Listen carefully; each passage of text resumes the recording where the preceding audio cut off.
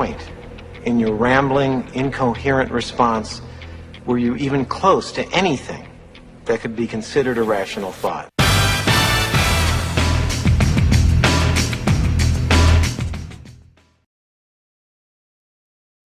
And I just love that opening of my show, rational thoughts. And I always say it's just a joke, but today I'm not really sure. We'll see if we have rational thoughts. I am joking. I got two guests on today, not one, but two. Our first guest, she's been a top 10 money earner at Avon for over 2 decades. She's a speaker, author, mom of a 17-year-old, and probably one of the most prolific networkers and nicest people you'll meet on the planet, number one. She's working with a man who is an award-winning author of a heartwarming business fable called The Unexpected Tour Guide, which won the Bronze Level Award in Business Fable category from the Axiom Business Book Awards in 2015. Recipient of many endorsements from best-selling authors like Bob Berg, Brian Tracy, Tom Hopkins. His resume goes a mile long, so we can dispense with that and get right to the show here today. So I'd like to welcome to the show my good friends, Lisa Wilber and Jeff C. West. Welcome, guys. Thank you for having us on today, man. Good to see you. Oh, it's good to see you too. So we have maybe 20 or 40 minutes, depending on how much fun we have. Why should people listen to us today, or you guys rather? Because I'm going to just ask questions. What's the hook?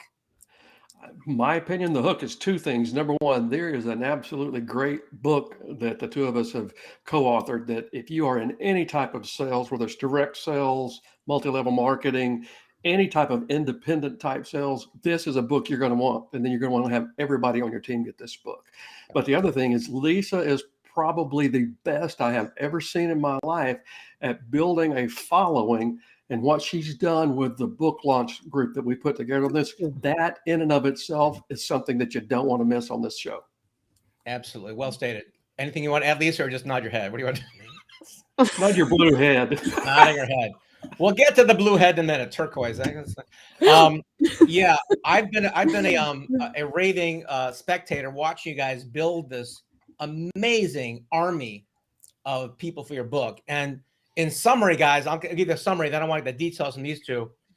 Everybody who writes a book is like, usually they're a solo author, or I'm going to launch my book, and they go out there and tell their friends about it for a week, and then their friends start unfriending them because it's just too much self-promotion. What you guys have done is building a literal army of people advocating, promoting, and sponsoring, and promoting, getting your book out there, which is a miracle. Because I don't know how many, do you know how many it's been so far? How many people so far you've got helping you out, Jeff? Somewhere around 1,200 people, and at least just in the Facebook group alone, not including what we're getting in other venues like LinkedIn and all that. So. And 1,200 people, their networks represent how many million? When I counted it up, it was probably close to 2 million. Yeah. So think about that. If you're an author, and these guys are, they're successful business people, they've written before, but in terms of a book launch, they've got their book poised in front of a couple of million people right now. So that I want to get into how you did that and why you did that. But before we do, I want a little bio, because I just read the little 2 or 3 sentences here. Lisa, tell me a little about you and your direct sales experience and how you got involved with Mr. West here. Oh, okay. Actually, my direct sales experience, I signed up to sell Avon when I lived on Guam in 1981. I was 18 years old. I got married when I was 18 because evidently I'm an idiot. And I mean that in a loving way. But when I got over there, all the military wives weren't working, and I'd worked since I was like 12. So I wanted money of my own. So I saw a bunch of people selling other party plan type of things, but I didn't see anybody doing Avon. And my first earrings were Avon. My first cologne was Sweet Honesty. So I wrote to the company back in the States and bought a kit that way. And started selling over there. And I've sold nonstop since 1981, which obviously I must have been a wee child when I signed up. Excuse me, that's not 2 decades, Lisa. I think your bio said 2 decades. That's like... No, that's how long I've been in the top 10. Money earners. Excuse me. Okay, all right. Yeah, right. I wasn't immediately in the top 10. They didn't I wasn't born in the top 10. Right? You were kind of slow. Yeah. They didn't actually offer the team building thing in the beginning. They weren't doing that yet, the network marketing part. Avon didn't start out having that till 92, and I didn't join that program till 93 because I thought it would be the ruination of the company. So, and then it ends up being the thing that Yeah. made my business. So, yeah. But how I Right. met Mr. West here is we are in the Go Giver Success Alliance together, and Mhm. I Yeah. actually joined that to meet new people. Because whenever Mhm. I want to boost in my business, I join something new or have some new interests so that I'm around Right. dozens of new people. And I Yeah. happen to be talking to Bob Berg about something else, and I'm a long time I don't wanna say I guess we're friends, it's not like we hang around together or anything, but I've known him for probably 20, 25 years, and Yeah. he said, Yeah. "Did you see this thing I'm doing?" And I Yeah. just said, "If you're doing it, I'm in." And, Exactly. the first meeting I went to, I think it was, I happened to have blue hair, and I was feeling kind of funny about it because sometimes I get intimidated by, like, the architects and the lawyers and all that stuff, because in direct sales, even though I've done quite well in my category, I you don't often have people, look up to you in direct sales. So, I was more or less explaining my blue hair, and, what I said was, "If you wanna have less judgment in your life, go ahead and dye your hair blue. This is working for me." Tell you, I go down the grocery store and I see some lady in a tight skirt, and I'm thinking, "Man, that lady's got a tight skirt," said the lady with the blue hair. Yeah. So it just made me not be so judgmental, and I Right. was just sharing that on the call, and when I did that, I looked in the comments, and Jeff had said that would make a great title for a book. Yep. So And here we are. Wow. It Very, very worked impressive. well. And Lisa, real quick on that, on Avon's like one of the oldest direct sales companies out there, and you're like one of the top people in this thing, right? I mean, it's a big yeah, deal. right now, I'm number 5 in the United States for money Yeah. earners. Yeah, and I have been for in the top 10 at least for the last 20 years. That's very Yeah. impressive. Equally impressive is my good friend, Mr. Jeff C. West here, who's a multi best-selling author. And go ahead, tell us, Jeff, a little background on how you got involved with this stuff and met Lisa and all that. Well, basically, in my case, I had a multi-decade history in sales and sales leadership. I Mhm. actually had 10 years in a couple of industries in musical instruments and industrial uniform services. But then I did the last 20 years in the insurance industry with Right. Aflac. Mhm. And the last 10 years of that, I was actually a state manager in the Houston, Texas area. And Mhm. so a long time of training salespeople and sales leadership. And as I was transitioning out of that, I decided I was going to retire from that business. And I had reached out to Bob, and Bob actually put me in touch with Doug. The guy that's sitting here right here with us.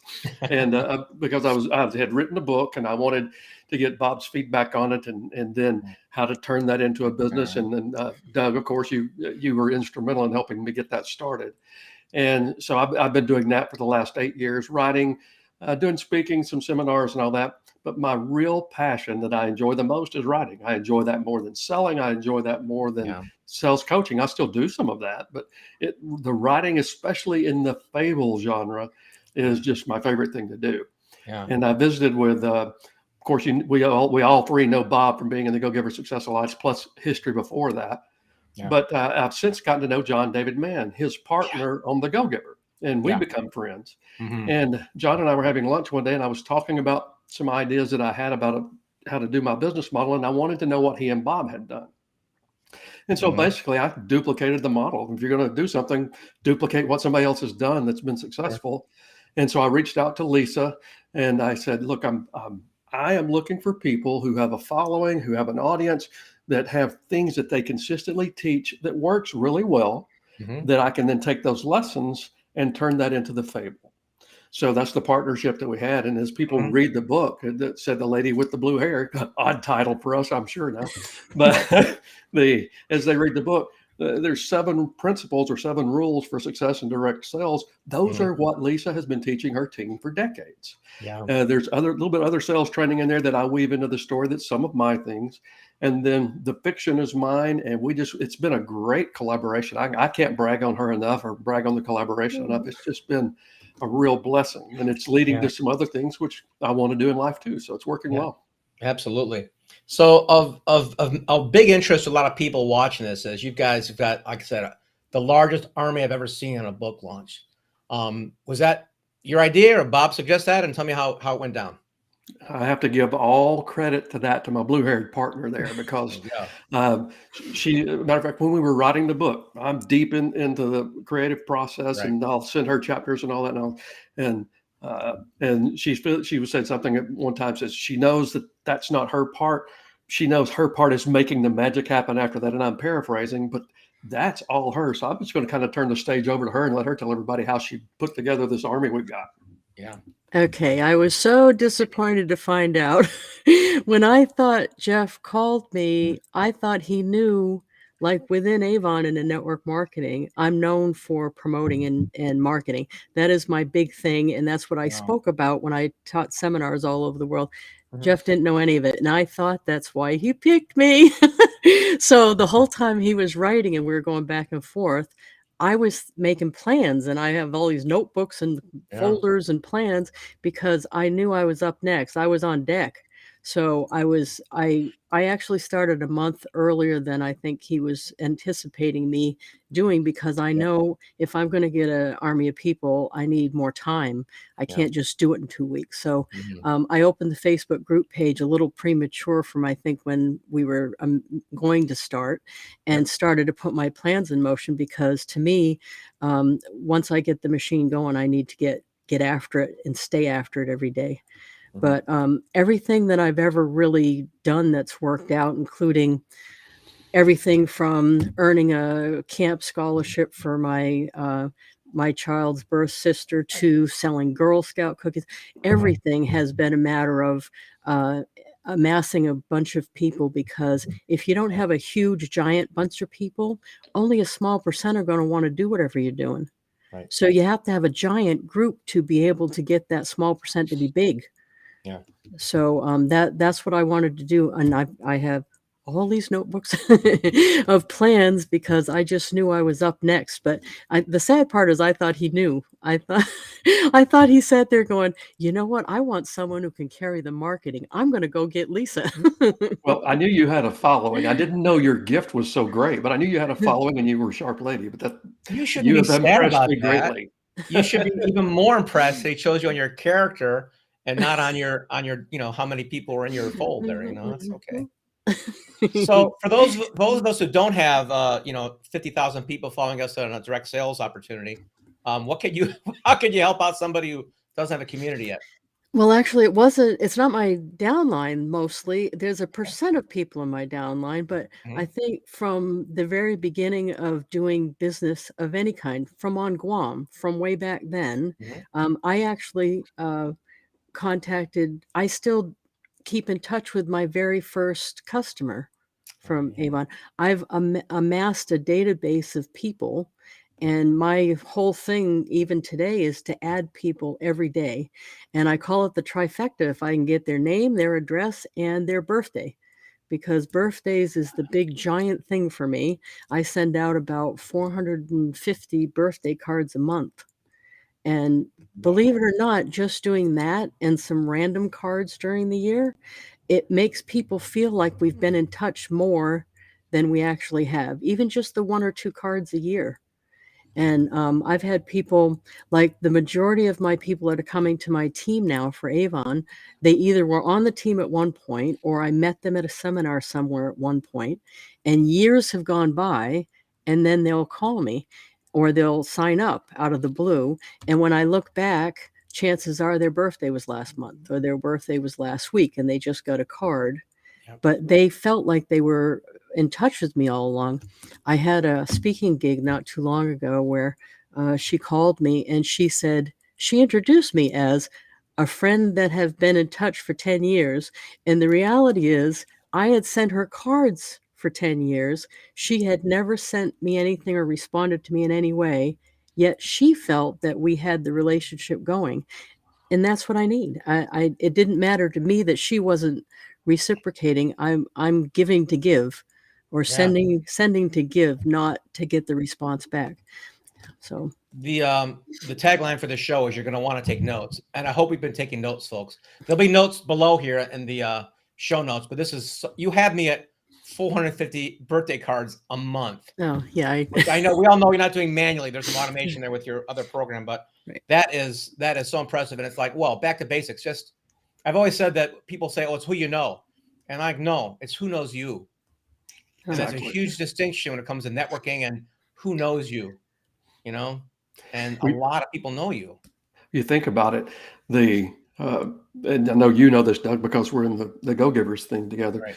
The part of the reason that I ended up reaching out to you as the first person I reached out to, Lisa, on the collaboration idea was I had been on your show, your Yeah. Monday Morning Madness show, year and a half earlier than that, and you had just kept sending cards, and we got to know each other, but you just kept sending cards, and everybody loves your cards, and you have to mention that service you use about doing that, but Yeah, it's please do, just yeah. amazing. And so when I reached out to you, I already felt like we were friends. My wife says, "What's this another card from Lisa?" We get like cards out for no reason. The postcard, picture of us. The cookies were amazing, like, and I'm like, and that's what I said, Jeff. You'll appreciate this. I'm like, does she know I don't use Avon products? I mean, Oh, I'm not. I'm not trying to sell you anything. Go on about that. This is important. Oh, People need to know this. no, I'm not trying to sell people stuff when I send the card. I'm actually just trying to keep the connection. I'm trying to, because you may or may not ever want to do business with me, but I bet you out of all those people that get cards from me and I stay in touch with, I'll bet you if someone just walked up to you and said, "Do you know someone that sells Avon? I want to buy some Skin So Soft." You're going to say me. Yeah, And I for don't sure. think there's going to be any hesitation because I've kept in touch and Yeah. right. I'm not really doing it to sell people stuff. And that's actually hard to hear you think that that's what I wanted because Oh, that no, was, don't get me wrong. you know what I mean? I said it, but I kind of knew I needed to verbalize it and I needed to say it out loud, but I knew that you're doing it for the reason and Yeah, we always just to mention be- Bob whenever we're on these podcasts. Absolutely. We got to mention Bob Berg, right? The Go Giver. I mean, my whole business career was framed up from his books.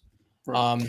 But Hey, yeah, Doug, I have to tell giving you without one- expecting anything in return is Yeah, the mantra, right? give So to I know give. you do that, but it was just so much, Lisa. I was just so impressed. What were you gonna say, Jeff? Lisa has such a reach. I was having dinner in Flower Mound, Texas, with my daughter, my son-in-law, and both my grandkids. This was 3 or 4 weeks ago now. I don't remember the exact time. But I'm sitting there, and there's a lady in the next booth, and she's got an Avon cap on. And my daughter Whitney pointed it out, and I got her attention. I said, "Hey, so do you sell Avon?" And she said, "Yeah." And I said, "Do you know Lisa Wilber?" She says, "Oh yeah, we all know Lisa Wilber." And I said, "Are you on her team?" She says, "No, but I know her." So can I tell you what happened to get me to start? Okay, because Sure. this would be helpful, I think. But when I first started doing Avon full time, I got laid off of the secretary job. And in my little town of 6,000 people out here in rural New Hampshire, there were already 15 Avon representatives. Ooh. So my choices to me seemed like pick something else or convince everybody in town I'm the only one. So I picked option B, and then I decided that it wasn't just going to be enough in town. If I wanted to compete on a national level, Mm. I needed to reach farther and farther out. So my first objective was everyone within a 10-mile radius. If you just walked up to anyone in a 10-mile radius of where I am and say, "Who sells Avon around here?" I want them to say me. Yep. And then I just kept making the radius bigger. So then I kept doing statewide, New England wide, US wide, and then I wanted to do worldwide. So then there was a point where Avon introduced me. I got to speak in Ireland and Canada and the UK. Avon introduced me as their best known representative. So I'm not number one, but it's likely that I'm the most well-known representative that they've ever had. And it was all because I wanted to make sure of that because I heard something that said, you can be successful at anything if enough people know what you do. And that's actually one of the rules in the book. But I heard that early on. I don't even remember where I heard it, but I took that to heart. Right. You can be successful at anything if enough people know what you do. So to me, in the US at that time, there were 450,000 Avon representatives worldwide. There were about 6 million at that time. Okay. So to me, if I wanted to have a big, giant, juicy life like that's what I want, I had to get the top up there somewhere. I didn't necessarily need to be number one, but being the most recognized is good enough. And I've got to do Right. all kind of projects and all kind of speaking because of it. and my business has flourished because of it. So I Yeah. definitely believe that that's a true, you can be successful if enough people know what you do. Yeah. I'm going to guess, and to correct me if I'm wrong, but some of the people that have large organizations, maybe they're semi-retired or something too. I mean, you're still active, right? Oh, yeah. Yeah, I took an order while we were on break because I had another Zoom. I had my team Zoom, my Avon team Zoom, and then I took an order from a customer. You really can't not do that. Yeah. I'm confused when network marketers don't work their business every day Yeah. because believe me, my team members go, "You want me to sell some lipstick? What you selling?" Exactly. They don't let you just sit there. They'll all Yeah. stop working, and I don't blame them. Yeah. So I've got to You be lead by out there putting example. people on. Yeah, Yeah. absolutely. So Doug, that's building this army, Jeff and Lisa, you put up a Facebook page but you attracted 1,200 advocates, and not all of them were part of your group, Lisa. So what did you guys do to do that? It's 1,200. It was a Facebook group page. Mhm. It actually was both of us. He's got a lot of people too that came on. Um, I invited 'em on my friends list. I invited like 50 a day. I didn't do it all at once, Oh, smart. but to everything that I do, and this would be selling cookies or getting the camp thing or this, is I do everything on a more than one prong approach. So I have a card made that's promoting the site, and I Mm. send it out 5 a day, and I've done a couple hundred of those. I do on my own Facebook wall. I do. Mhm. It's always a multiple prong approach, and I Right. have a shuffle virtual business card set up for the book itself that I send Mhm. people to, and both of us have tap cards for that. But Yep. whenever I'm thinking about a project, and this is considered a project to me, the Yeah. book project, I try to pull out all my tools in my toolbox, and that would include send out cards, that would include the shuffle card, that Yeah. includes social media of all the different kinds, that includes doing lives and stuff like that. So I just have a big notebook of all the stuff. And believe it or not, I haven't got to all the stuff that I really wanted to do yet either. I So I tell people I got this one book. Maybe you've heard of it, Jeff. It's called "1,001 Ways to Market Your Book." I had never finished it. I had never finished. I got the first couple chapters. Like, that's enough. I need 3 things. Yeah. Yeah. it's Well, funny how people don't do a lot of stuff too That's when true. they're Yeah. Right, promoting. Jeff. They need to do it. Yeah. you'll appreciate this, Doug. Her reach being like it's been. Yes. When we originally planned to launch the book, everything was going to be December 1. Yeah. Something changed. We ended up going ahead and releasing the ebook early, Yep. and it hit the Amazon #1 bestseller thing on multi-level marketing, and then it hit #8 on women in business. Nice. But we've been selling books in other countries even because of her reach and what she's done up to this point. It's just Yeah. incredible to me. Yeah. Very nice. All right. So you built a big army doing all these extra marketing things. Like, it sounds like it's a full-time job. Yes. Okay. No, I'm just but giving people perspective. If they want to do a big launch, be prepared to work your butt off. well, and the other thing is, in my opinion, I don't know if Jeff even agrees with this, but what we've done up to this point is almost like prep work, because Mm, if this book is genuinely going to be a big seller and a long time staying thing, like the other projects I've worked on that were big book projects, like the View from the Top book set, that is actually my signature project until now.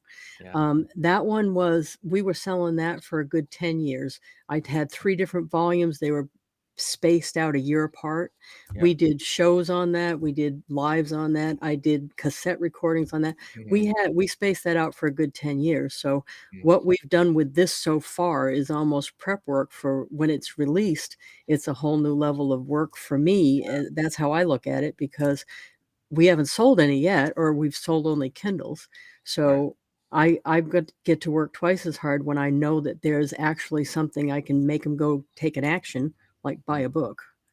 Right. So One of the things that she's had us doing too, Doug, is every Thursday evening since September the 29th on my birthday, every Thursday evening, we do a 30-minute Facebook Live thing that we invite everybody to. Yeah. And the chemistry that we have going back and forth on that, it's almost like George and Gracie. It's just, Oh, yeah. it's been a lot of fun, and it works well. and that has built the crowd up a bit too. And we've been doing little giveaways, like, we've got our own merchandise set up on a website, and I will give some of that away. And but it's the magic with the lady with the blue hair. It really is. I wrote a good book. It's a good book, but it's the magic of the girl sitting right over there. You know, it's funny, we're capitalizing on our inside jokes too, because he told us he had squirrel challenges and told a cute little story about it, which was hilarious. I clipped that from the show and put it out, and now everybody chimes in with their squirrel cartoons and memes, and I'm getting squirrel harassment. You can have a whole Instagram channel on squirrels now, I suppose, right? Yeah, and of course our wristbands, I've mailed out 500 of those. I have 250 left to mail out. Wow. And so and you know what's funny is the wristbands, at least the people that knew me beforehand, I didn't need to ask anybody's addresses because I've got them all in my database. So I was just randomly sending them out to people in the group, and then some people were requesting them too. But think of how cool this is. You're part of the team. Yeah. You're part of the team, and it has the website address on it too. Yeah, and they're posting it on social media. They'll post pictures of themselves with their wristbands or their shirts on. It's people want to belong. People forget that. It's not just about the book. It's about the community you guys are building. That's so vital. Right. I really love that. So, all right. So looking back to the book itself, because I'm really fascinated about it, because I do have a copy. I've, started it. I didn't finish it yet, but I will. I need to send you a new one because the one you have is a little older. So. Oh yeah, I've got the preview copy. So when Jeff, you're like, okay, I want to do this book project. I want to bring a partner. You saw, said Lisa's comment, said Lady Blue Hair. You're like, that's a great title. At what point did you say, I've got a fable step for this? Did that gel between the two of you, or did you already have it in mind? How come? Well, basically what I did was Lisa and I would spend a couple of hours at a time, and I basically interviewed her. I wanted to know more about her life and what was important to her in doing a book. And some of the things that she said there, especially about women mentoring women and women being prepared just in case life takes an unexpected turn for them, and that they need to be able to make a living, and maybe they hadn't done that before.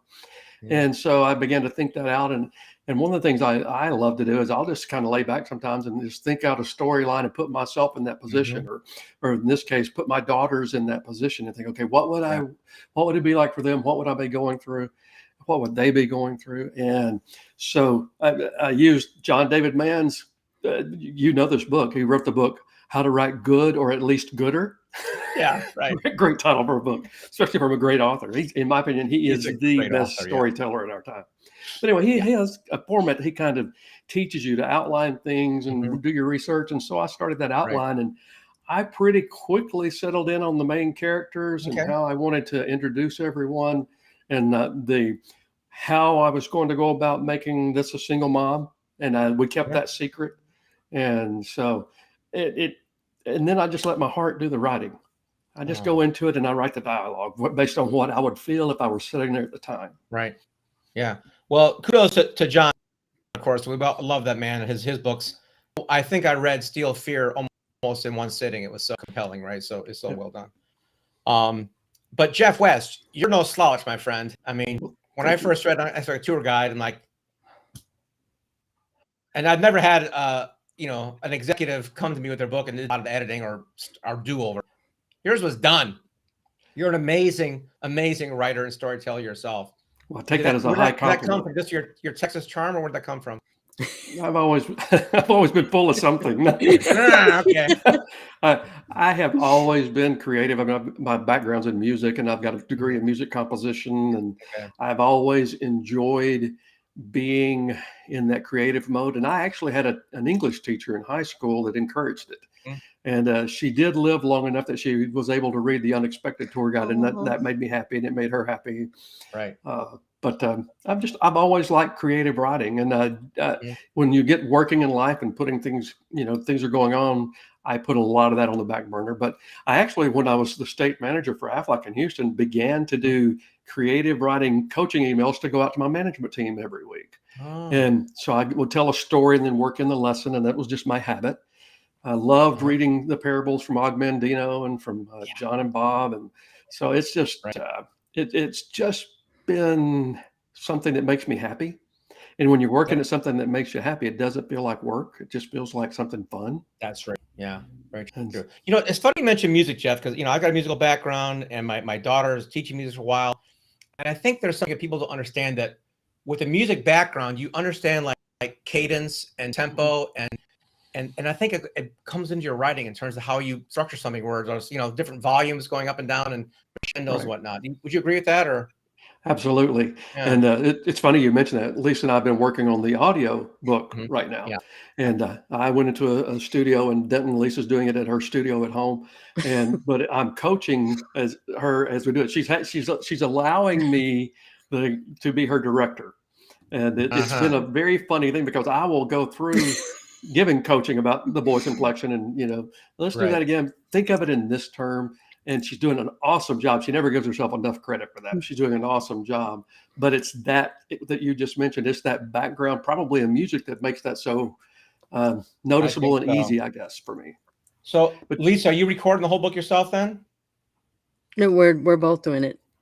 Yeah, we're both. Are you doing it like a show, like dialogue, like Belle and Michaela, the different voices? Oh, no. Well, yeah, kind of.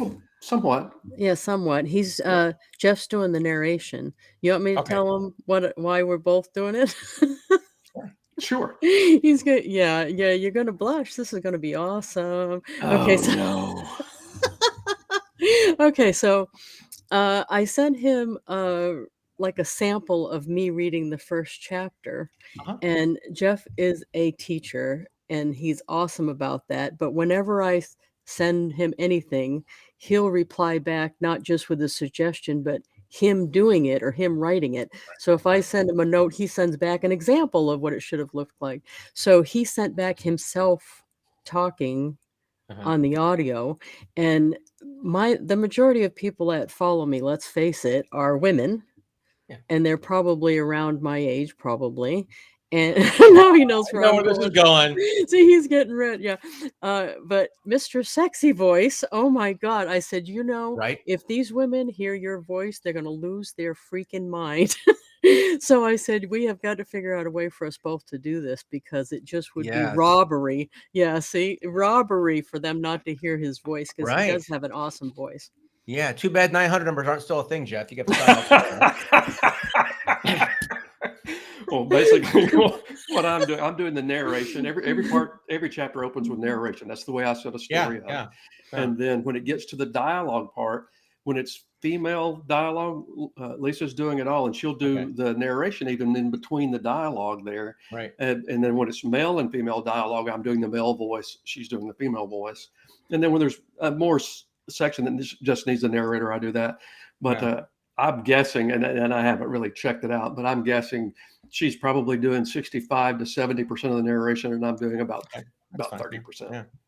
So you all know, of course, audiobooks have like 5 years of double-digit growth rate, so you got to get that part done.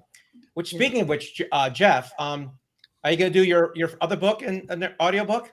I am. I've got to finish this and get this off my plate, but then I'm going to go to the studio and do that. And by the way, I have you to thank for this too. And I know it sometimes embarrasses you a little bit when I do this to you, but your coaching to me, just in a casual conversation between two guys talking about this, you had mentioned the audiobook thing, and you were talking about the unexpected tour guide.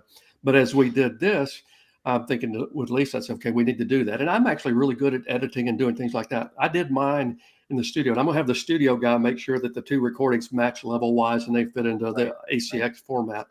But then I'll do the actual editing. I sent Lisa a couple of them just a minute ago. But but I have you to thank for that, because I know I now listen to audiobooks, and I've got an Audible membership, and gosh, I like John David Manns and Michael Connelly. I'm a huge Michael Connelly fan on that. But I have you to thank for that, because I don't know that I would have gone to the effort of saying, this is important, if you hadn't coached me.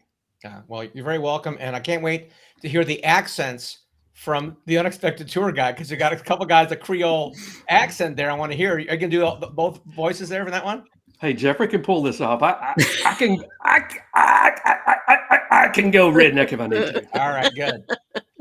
So that will It's be a going to blow different the speaker audience. You sound know, on that. yeah, I don't know if your audience like that, Lisa, but it's a good story. It was really well done. You know, Um, if you don't mind me saying, Jeff, the thing I think that's so interesting about him when we were working on this project, and if your audiences are working with a co-author or considering doing that, is he listened to me so much when we were going back and forth about the storyline that I was stunned. And I don't know whether it's because in my experience, men don't listen to me, which could be what? right. But he listened, and when he sent me a chapter to look at, every time he got something of my story or my life in the chapter, I actually gasped because it was so, I don't know, unexpected and awesome. I went, oh, and the people that know me that wrote endorsements recognized it too. So it's not it, Right. and I think to have a partner that listens that much is huge. Well, It's it's because super. Jeff's like one of the best sales leaders in the world. So of course you better be a good listener. I have Otherwise, to you'd tell you suck one at the funny job. story. She sent me an email one day, or Yeah. maybe it was on a Zoom call. I don't remember, but it was after I'd sent the chapter to her, and there was some emotional stuff in that chapter. Yeah. And she said, "Are you a chick?" And I said, "No, but I can strap on my ovaries when I need to." I'm so glad you said ovaries. Okay, good. Oh. Oh, yeah. Yeah. Oh, wait. Okay. Well, with that being said, yeah, I got the PDF up here, and I'm like, I can't We wait to may hear be the the audio first version. guest you've had that mentioned ovaries on the show. Could have been worse. I mean, it's not. We can say what we want. We discussed it earlier. You know, we're adults here. We don't. There's no kids watching this podcast. Swear, you do whatever you want. Wow, you guys are too much fun. So in terms of takeaways, what people can get out of this, obviously, I'm really impressed with the marketing, the reach you've done, and the book itself. Of course, it's like I said, I'm about halfway through it. It's really quite good. What would be your advice to anybody who's thinking about doing a book or marketing their existing book? What would you say to them in a sentence or two or a couple of bullet points how to help them out? To me, it's not about the book. You don't wait till you have the book to start your amassing of people. You Mhm. have to, if you're a business owner, you should already be doing this, is that you should be a collector of people's information and a collector of relationships, and you should be working on ways to keep in contact with people long before you think of a project or what you're trying to promote, because you Mhm. need all those relationships in order to complete a project. Right. So I think that's the thing is even if you're not on deck to do a book right now, start building your team just to Yeah. have a team, just to have the relationships, just to have the connections, because then any project that comes down the road, including your book, is going to have a better chance of success because you'll have Mhm. people to get to know what you do. Sure. Right. Jeff. And on my end of it, this part I would add is if you're writing a book and you're wanting it to connect, there's a thing that I teach outside of the author world, which is called fusion points. Engage the science of persistence. And basically, when you boil it down, people are going to make decisions to move forward based on a combination of positive emotion and logic connecting. Mhm. And a business fable is the best example of that in a book, because we've taken the logical lessons that Lisa was teaching in her team. I've added a few things in there too, but Right. then we wrote a story that the story's going to connect with the audience. It already has the feedback we've gotten, even like the people who have done the endorsements and then given us behind the scenes feedback. This story connects so well with people, and Yes. it's something that they get passionate about, and they want to share the idea. So you combine that logic and emotion together in a book, even if it's not a fable. If you're Yeah. doing just a regular book, but you're making your points, tell stories that will get people's heart involved with the logic of what you're teaching, and it's huge. Man, I pull teeth in this on a weekly basis, Jeff, because I got clients coming in with their highbrow mergers and acquisitions. I'm like, give me a story about that. It's just If they it's want very their important. audience to take it away and keep it in their mind and their heart and use it, they really want that. They got to listen to you, Doug, because you're telling them the right stuff. That's right. You tell them. I'm gonna keep that clip. Say that again. They need to listen to you, We're done. Doug. Awesome. Great advice, guys. I definitely when's the book going to come out? The paperback? The paperback is actually loaded on Amazon, and we're making the official launch Friday morning after Thanksgiving, Black Friday, 12 o'clock a.m. It's going live.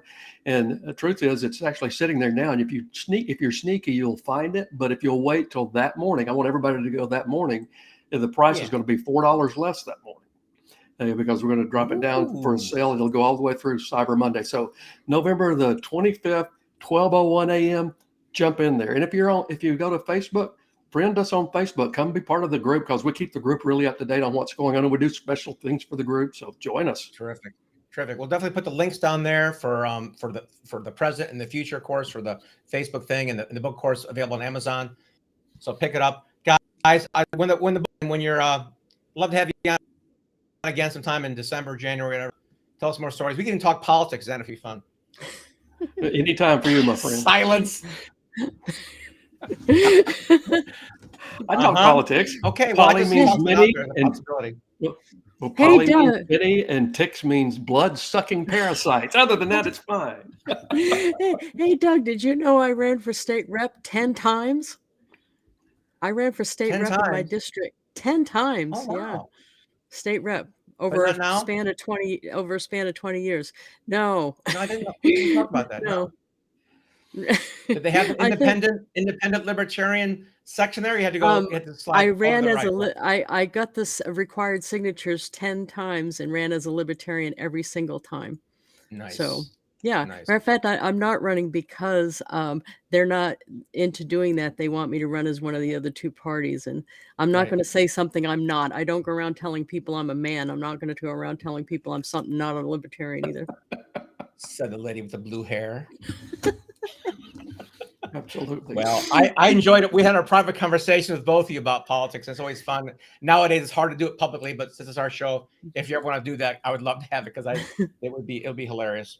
Guys, it's great having you on today. We definitely want to have you back. And folks, check out that book, the link below, and join their Facebook chats. It sounds like a lot of fun. I think I'll be on the next one. Those are on Fridays. Said the man with the sweatshirt, the blue hair. The merch. Said the lady with the blue hair. That's right. One of the Facebook lives. He did it. Why can't I do it? I'm in touch with my feminine side, like Jeff. I can write like a woman. This is getting out of hand. Lives go out? Change of topic. When do the Facebook lives go out? We do Thursday night evenings. And it's 7 to 7:30. All right. Yeah, so 7 to 7:30. Send me a link to that. Put it in the show notes here. They can log on. We'll boost that up to get some more people on there, and they can oh, awesome. get some more armbands. And and now the replays are on my YouTube channel too. Okay. So cool. awesome. Right. Great, guys. Pleasure having you on, and have a great time. Appreciate you so much. Good having you. Thank you so much. Doug. You bet. All right, concludes our show for today. You make sure you take notes. If you didn't take notes, go ahead and click below and download those show notes. There's some good stuff there. Matter of fact, we're going to actually put show notes down there for Lisa's send out card thing. 450 birthday cards a month. That's impressive. So that's it for today. Go ahead and subscribe to our channel as well, and we'll see you next time. Thanks.